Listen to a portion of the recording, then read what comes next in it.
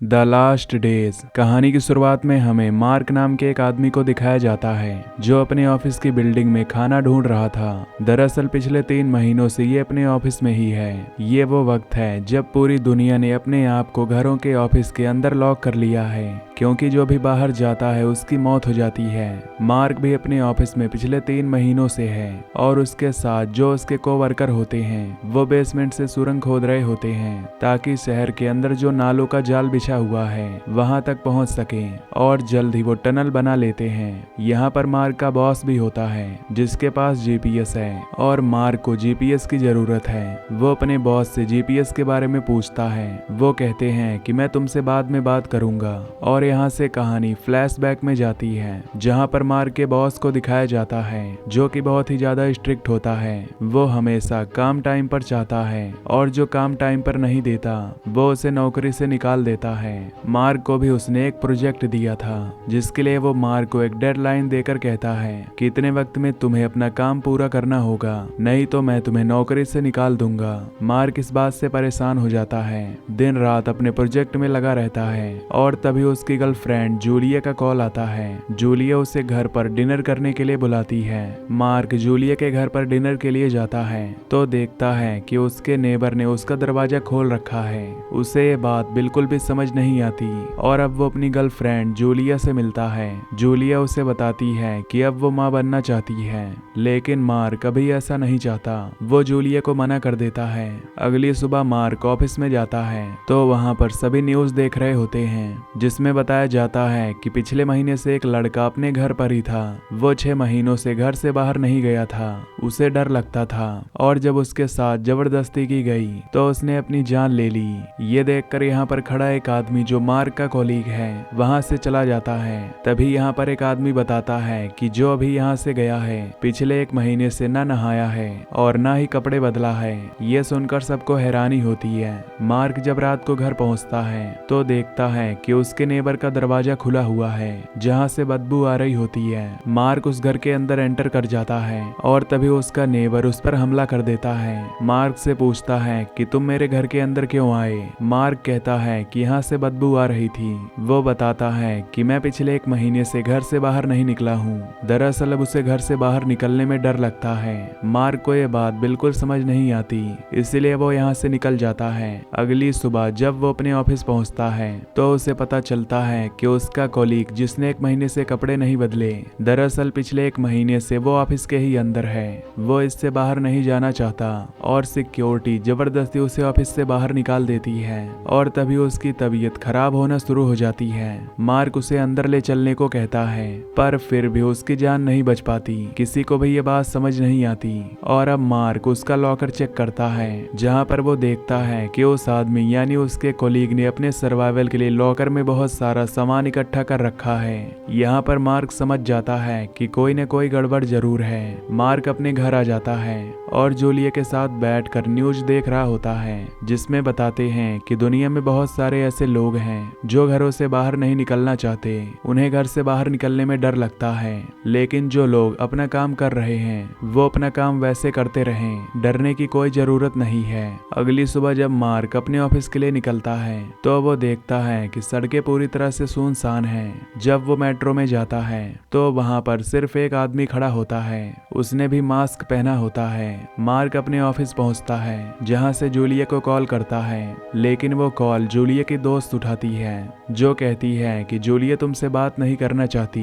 क्योंकि वो बच्चा नहीं चाहता है और जूलिया अपने परिवार को आगे बढ़ाना चाहती है। और तभी मार्क का कॉल डिस्कनेक्ट हो जाता है। दरअसल अब कम्युनिकेशन यानी इंटरनेट के सारे कनेक्शन पूरी तरह से ठप हो चुके हैं। मार्क अपनी गर्लफ्रेंड जूलिया से मिलना चाहता है, इसीलिए वो ऑफिस से बाहर निकलता है, लेकिन जैसे ही वो कदम बाहर रखता है उसकी तबीयत खराब होने लगती है। उसे लगता है कि अब वो यहाँ पर सरवाइव नहीं कर सकता, इसीलिए वो ऑफिस के अंदर वापस आ जाता है। दरअसल पूरी दुनिया अपने ऑफिस में अपने घरों में कैद हो चुकी है। जो भी घर से बाहर निकलता है उसकी मौत हो जाती है।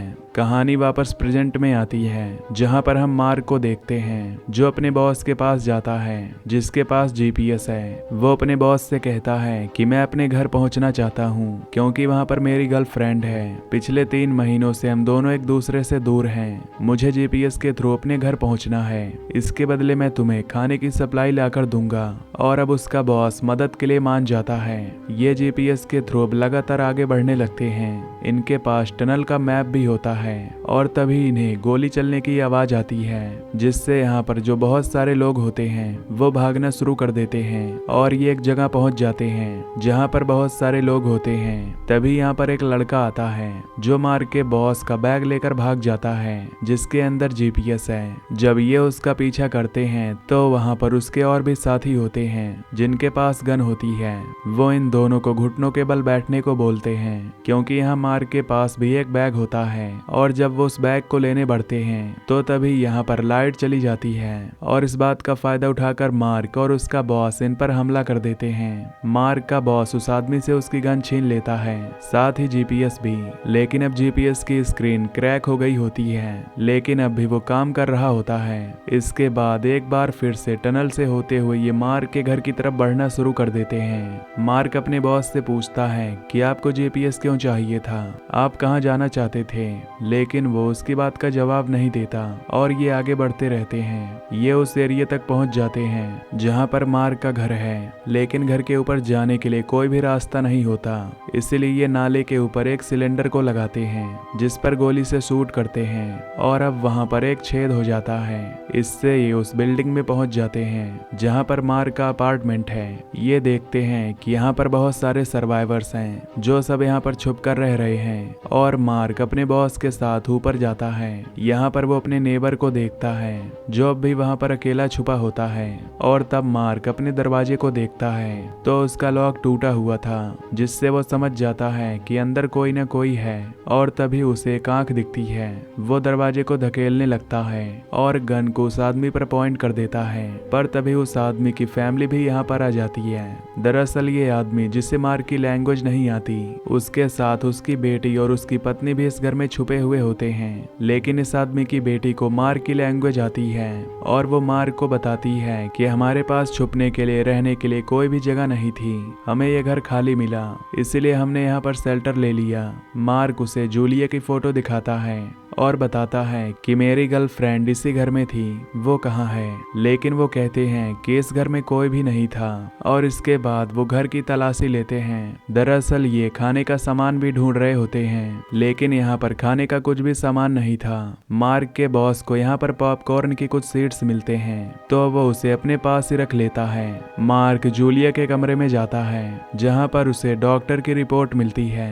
दरअसल जूलिया की अल्ट्रासाउंड की रिपोर्ट होती है जिससे मार्क को पता चलता है कि जूलिया प्रेग्नेंट है, जिस बारे में उसे नहीं पता होता, यानी कि वो पिता बनने वाला है। और अब वो जल्द से जल्द जूलिया तक पहुंचना चाहता है। एक बार फिर से घर से निकलकर ये वापस जमीन के नीचे टनल्स में पहुंच जाते हैं और उस मॉल की तरफ जाना चाहते हैं जहां पर जूलिया की शॉप है। लेकिन मार्क का बॉस उस तरफ नहीं जाना चाहता क्योंकि उसका वादा उसे जूलिया के घर तक पहुंचाना था और कहता है कि अब हम दोनों के रास्ते अलग हैं। और क्योंकि जीपीएस की मदद से वो मॉल तक पहुंच सकता था, इसलिए उसकी बॉस से हाथापाई होने लगती है और इस हाथापाई में मार्क की टॉर्च टूट जाती है। वो अपने बॉस से कहता है कि मैं जूलिया और अपने होने वाले बच्चे तक किसी भी हाल में पहुंचना चाहता हूँ, इससे ज्यादा जरूरी मेरी जिंदगी में कुछ भी नहीं है। उसका बॉस कहता है कि मेरे पिता का भी मिलना बहुत जरूरी है, जिन्हें आखिरी वक्त में मैंने हॉस्पिटल में छोड़ा था क्योंकि उनकी तबीयत ठीक नहीं है और मैं उस हॉस्पिटल तक पहुंचना चाहता हूँ।